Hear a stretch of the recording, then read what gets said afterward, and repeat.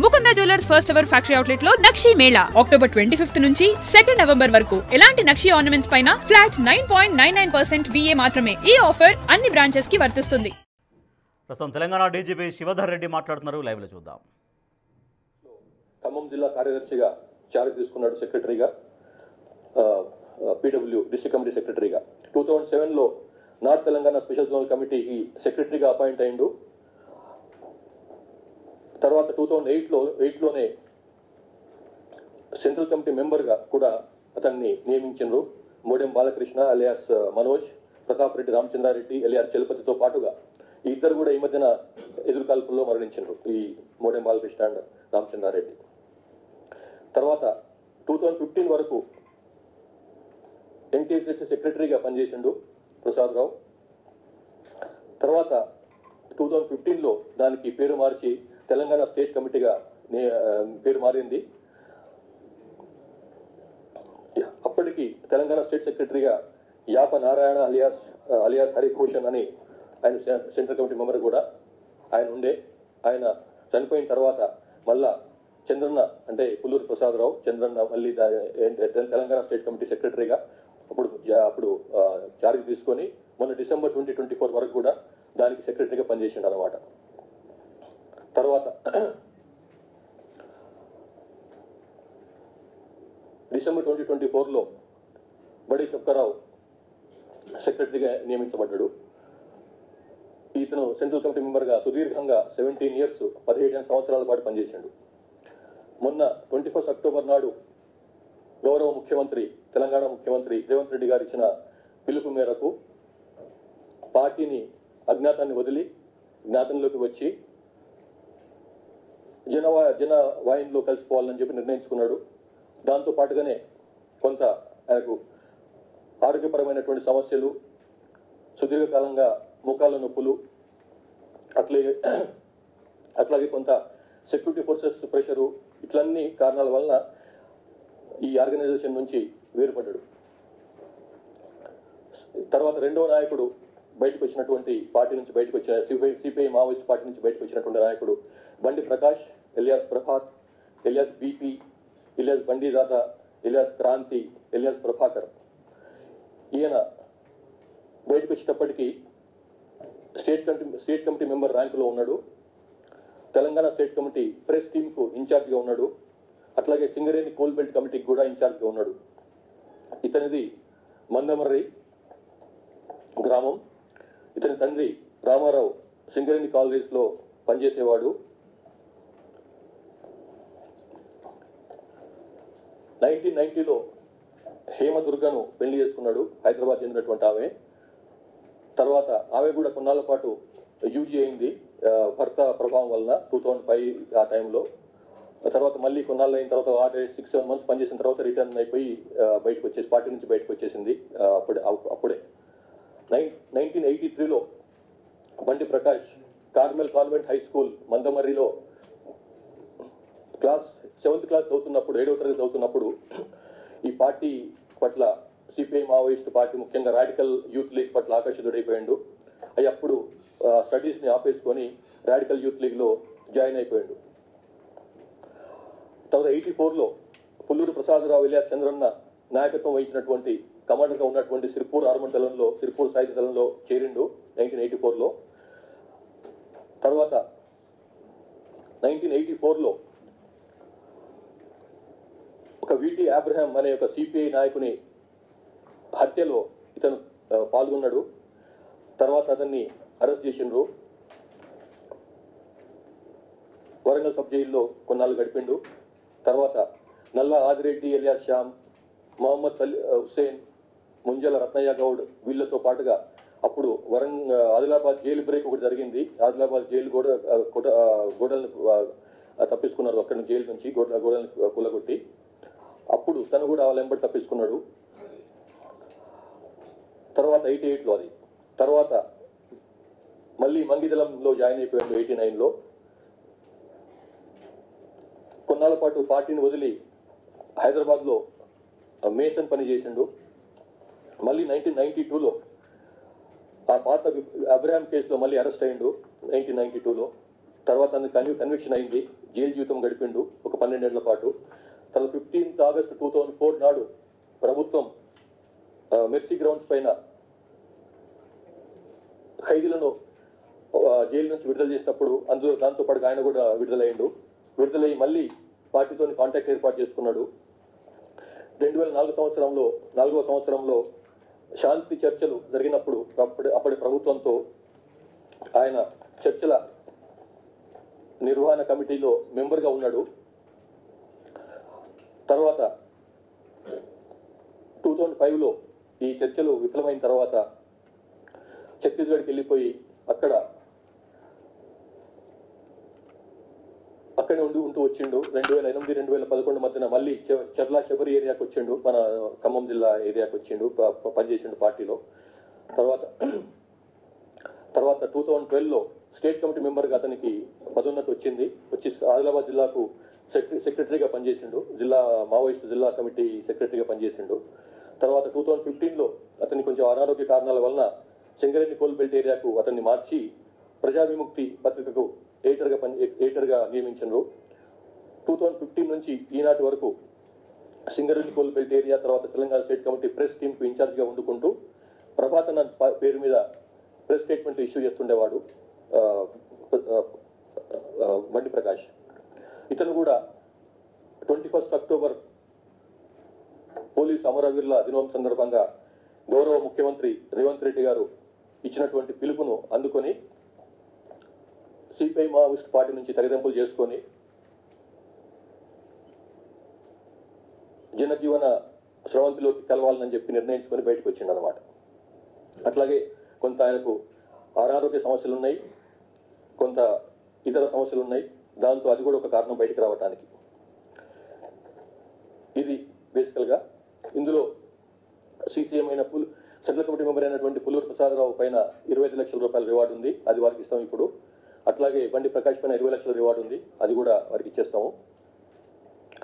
ఈ last 7-8 months నుంచి తెలంగాణ పోలీసులు చేస్తున్నటువంటి సస్టైన్డ్ ఎఫర్ట్స్ తోని మొత్తం 427 మంది అజ్ఞాత కార్యకర్తలు, అజ్ఞాత మావోయిస్టులు పార్టీ నుంచి బయటకు వచ్చిండ్రు. ఇంక్లూడింగ్ 2 సెంట్రల్ కమిటీ మెంబర్లు, మొన్న సుజాతక్క వచ్చింది, ఇప్పుడు పుల్లూరు ప్రసాదరావు. అట్లానే 8 మంది స్టేట్ కమిటీ మెంబర్లు కూడా బయటకు వచ్చిండ్రు.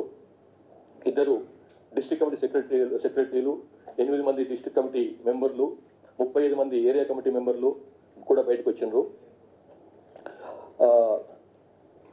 ఇప్పటికీ ఈ రోజు నాటికి వీళ్ళిద్దరు బయటకు వచ్చిన తర్వాత తెలంగాణలో 64 మంది అండర్ గ్రౌండ్ కార్డర్స్ ఉన్నారు.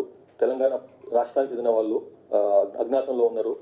అందులో 5 సెంట్రల్ కమిటీ మెంబర్లు, 10 మంది స్టేట్ కమిటీ మెంబర్లు, 20 మంది డివిజనల్ ఆర్ డిస్ట్రిక్ట్ కమిటీ మెంబర్లు, సెక్రటరియల్ మెంబర్లు, 14 మంది ఏరియా కమిటీ సెక్రటరీ ఆబ్లిక్ మెంబర్లు, 10 మంది పార్టీ మెంబర్లు లేక దళం మెంబర్లు.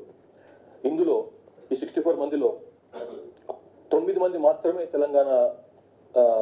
తెలంగాణలో పనిచేస్తున్నారు. మిగతా వాళ్ళంతా కూడా పక్క రాష్ట్రాల్లో, ముఖ్యంగా ఛత్తీస్గఢ్లో పనిచేస్తున్నారు. ఇప్పుడున్న మొత్తం సెంట్రల్ కమిటీలో మిగిలిన వాళ్ళు మొత్తం భారతదేశంలో సిపిఐ మావోయిస్టులో 9 మంది సెంట్రల్ కమిటీ మెంబర్లు, అందులో 5 తెలంగాణ వాళ్ళు. సో వీరిని సిపిఐ మావోయిస్ట్ పార్టీని వదిలి బయటకు వచ్చినందుకని చెప్పి అభినందిస్తూ వారికి స్వాగతిస్తున్నాం. Thank you very much.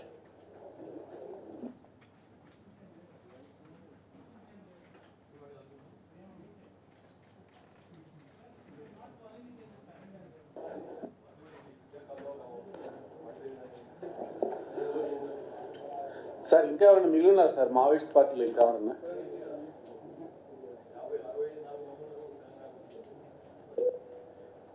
మంది తెలంగాణ నుంచి ఇంకా యూజీలో ఉన్నారని చెప్పినాం కదా. ఇప్పుడు వీళ్ళ మీద ఎవరైతే లొంగిపోయారో వాళ్ళ మీద యాక్షన్ తీసుకున్నారని చెప్పి కొన్ని ప్రకటనలు వస్తున్నాయి కదా సార్. ఎవరైతే లొంగిపోతున్నారో వాళ్ళ మీద యాక్షన్ తీసుకున్నారని చెప్పి కొన్ని ప్రకటనలు వస్తున్నాయి కదా సార్, దాని మీద మీరు ఏమంటారు? లొంగిపోయిన వాళ్ళ మీద తీసుకోవడం అంటే ఇంకా చాలా వాళ్ళ అంటే సిద్ధాంత బలం ఎంత పడిపోయిందో అర్థమైపోయింది. అది వాళ్ళ ఇష్టంతో బయటకు వచ్చినప్పుడు వాళ్ళ మీద యాక్షన్ తీసుకుంటాం అంటే కరెక్ట్ కాదు. సో వాళ్ళను ఎట్లా కాపాడుకోవాలో మాకు తెలుసు. ఈ ప్రొటెక్షన్ ఉంటుంది సార్ వాళ్ళకి. Yes, thank you sir. Sir ఇది ఛత్తీస్గఢ్ మహారాష్ట్రలో సరెండర్ అయ్యే వాళ్ళందరూ వెపన్స్ తో సరెండర్ అవుతున్నారు సార్. మన దగ్గరికి వచ్చేసరికేమో వాళ్ళు ఉత్త ఖాళీ చేతులతో వస్తున్నారు. బట్ బయటకు వచ్చడం ముఖ్యం కదా, వాళ్ళు బయటకు రావడం ముఖ్యమో, వ్యవస్థ వచ్చినా కాదన్నది ఇష్యూ కాదు అక్కడ.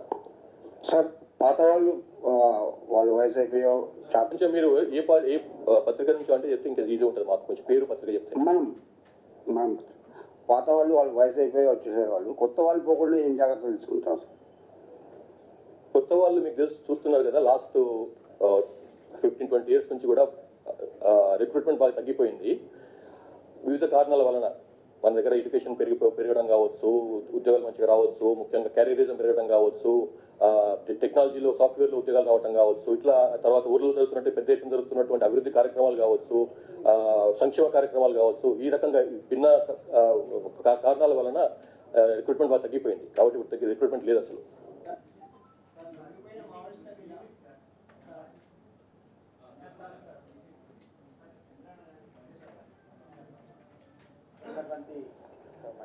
సిచ్యువేషన్ ఎలా ఉంది, అదేవిధంగా వాళ్ళని ఒకసారి మాట్లాడించే ప్రయత్నం చేయండి.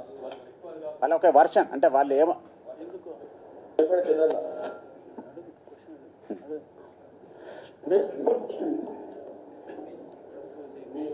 మీరు ఎందుకు అక్కడ అంటే ఉద్యమంలో ఉన్న కాలంలో మరి కగార్ ఆపరేషన్ సంబంధించినటువంటి సిచ్యువేషన్ ఎదుర్కోలేక జనజీవన స్రవంతిలో కలుస్తున్నారా, లేకుంటే మీ అంటే ఇప్పటికే ఆశన్న మరోవైపున చూసినట్టయితే వేణుగోపాల్ లొంగిపోయారు కాబట్టి వాళ్ళ పిలుపు మేరకు మీరు జనజీవన స్రవంతిలోకి వచ్చారు? మొట్టమొదట మీ అందరికీ నా వల్లాల్ సలాం. అయితే నేను మీ ఇద్దరం కావచ్చు అనారోగ్య సమస్యలతోటి బయటకు రావడం జరిగింది. దాంతోపాటు కగార్ ఆపరేషన్ దాడి కొనసాగుతున్నది. కాబట్టి తెలంగాణ ముఖ్యమంత్రి రేవంత్ రెడ్డి గారు, అట్లాగే తెలంగాణ డీజీపీ శివధర్ రెడ్డి గారు కూడా జనజీవన స్రవంతులకు రండి అనేది పిలిపించారు. అట్లాగే రేవంత్ రెడ్డి సారు కూడా నక్సలైట్ మా అన్నదమ్ములే అనేది కూడా మాట్లాడాడు. కాబట్టి ఇవన్నిటిని దృష్టిలో పెట్టుకొని, మాకుండే అనారోగ్య సమస్యలు ఇవన్నీ దృష్టిలో పెట్టుకొని ఇప్పుడున్న పరిస్థితుల పట కగార్ ఆపరేషన్ జరుగుతున్న ఈ కాలంలో పట నష్టాలు జరిగే అవకాశాలు ఉన్నాయి. కాబట్టి జనజీవన స్రవంతిలోకి వచ్చి ఇది లొంగుబాటు కాదు, ఇది మీరు స్పష్టంగా అర్థం చేసుకోవాలి. ఇప్పుడున్న పరిస్థితుల పట మేము జనంలోకి వచ్చి ప్రజల్లోపటికి వచ్చి పని చేయాలని అనుకుంటున్నాం. రేపు ప్రజల మధ్యనే పనిచేస్తాం. ఇప్పుడు నేను ఉదాహరణకు నేనున్నా 1980 ఏప్రిల్ లోపల నేను రిక్రూట్ అయిన పార్టీ లోపలికి. అంటే గత 45 సంవత్సరాల కాలంగా ప్రజల కోసం నేను పనిచేస్తున్నాను. రేపు కూడా ప్రజల కోసం నేను ఉంటా, పనిచేస్తా. రేపు మన ఆచరణ గీటరాయి. నేను ఎలాంటి ఆశించలేదు ఇప్పటికీ. పీడిత ప్రజల కోసం నేను అంకితమై పనిచేసిన, రేపు కూడా ప్రజల కోసం నేను ఈ ప్రజల మధ్య, తెలంగాణ ప్రజల మధ్యలో ఉండి నేను పనిచేస్తా. మేము ఇద్దరం కూడా అంతే. ఇంకొంతమంది చాలామంది వచ్చింది.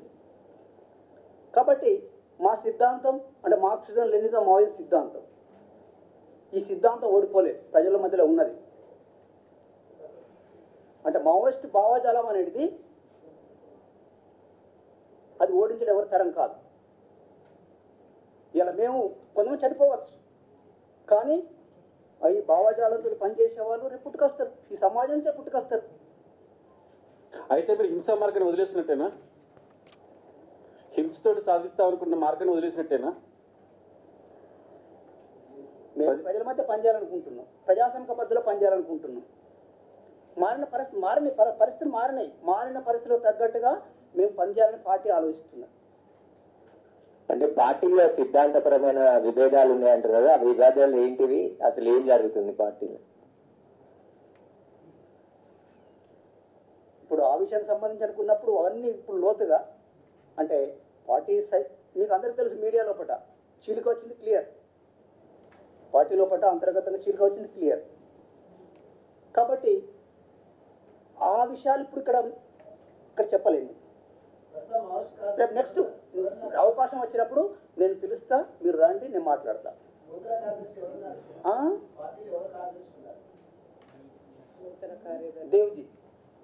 దేవ్జీ అయ్యి సిపిఐ మావోయిస్ట్ పార్టీ ప్రధాన కార్యదర్శిగా ఉన్నవాళ్ళు ఎన్నుకున్నారు అతన్ని. ప్రస్తుతం తిప్పరి తిరుపతి క్లియర్. మరి మావోయిస్ట్ నుంచి బయటకు వచ్చిన వదలవని చెప్పిన దాని మీద మీ స్పందన ఏంటి? బయటకు వచ్చి లింగిపోవడం వదలవని చెప్పేసి కొన్ని ప్రకటనలు వస్తుంది, దాని మీద మీ స్పందన ఏంటి? ఇప్పుడు పార్టీలో చీలిక వచ్చింది, వాళ్ళకి చీలిక వచ్చింది కాబట్టి ఎవరి మార్గంలో వాళ్ళ మార్గం వాళ్ళు ఎంచుకున్నారు. మా మార్గం మేము ఎంచుకున్నాం. నేను మాత్రం సిపిఐ మావోయిస్ట్ పార్టీ లైన్ని నేను సమర్థిస్తున్నా, దేవుడిని సపోర్ట్ చేస్తున్నాను, సోల్ని వ్యతిరేకిస్తున్నా అంతే. రేవంత్ రెడ్డి గారి ప్రజాపాలన మీకు నచ్చిందంటారు?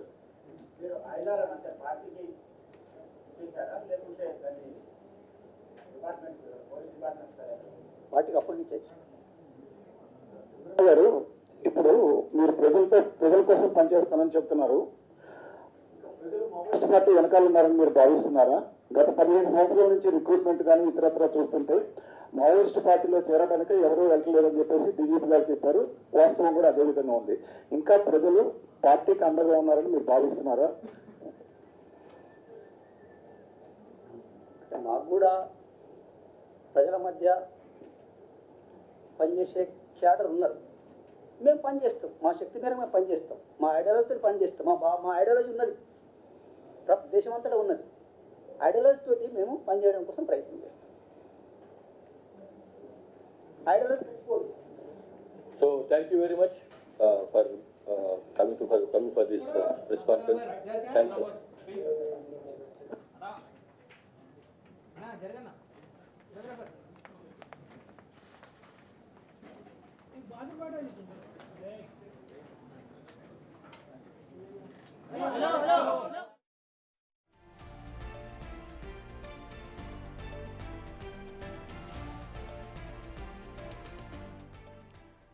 రైట్, మావోయిస్టులకు వరుసగా ఎదురుదెబ్బలు తగులుతున్నాయి. మావోయిస్టుల లొంగుబాటులో ఎస్ఐబి కీలక ఆపరేషన్ కొనసాగుతుంది. దీంట్లో భాగంగా తెలంగాణ డీజీపీ శివధర్ రెడ్డి ముందు 2 మావోయిస్టు ముఖ్య నాయకులు లొంగిపోయారు. వారిలో పార్టీ సిద్ధాంతకర్త Pulluri Prasada Rao alias Chandranna, Maoist party రాష్ట్ర కమిటీ సభ్యుడు బండి ప్రకాష్, వీరిరువురు తెలంగాణ డీజీపీ శివధర్ రెడ్డి సమక్షంలో లొంగిపోయారు. కొంత అనారోగ్య కారణాలు, ఓ పక్కన ఆపరేషన్ కగార్ కొనసాగుతుంది. అండ్ మారిన పరిస్థితుల దృష్ట్యా జనజీవన స్రవంతిలో కలవాలనుకున్నాం, జనంతో కలిసి పనిచేస్తాం, అందుకే మావోయిస్టు పార్టీని వదిలి జనంలోకి వస్తున్నాం అంటూ స్పష్టం చేస్తున్నారు చంద్రన్న అండ్ బండి ప్రకాష్.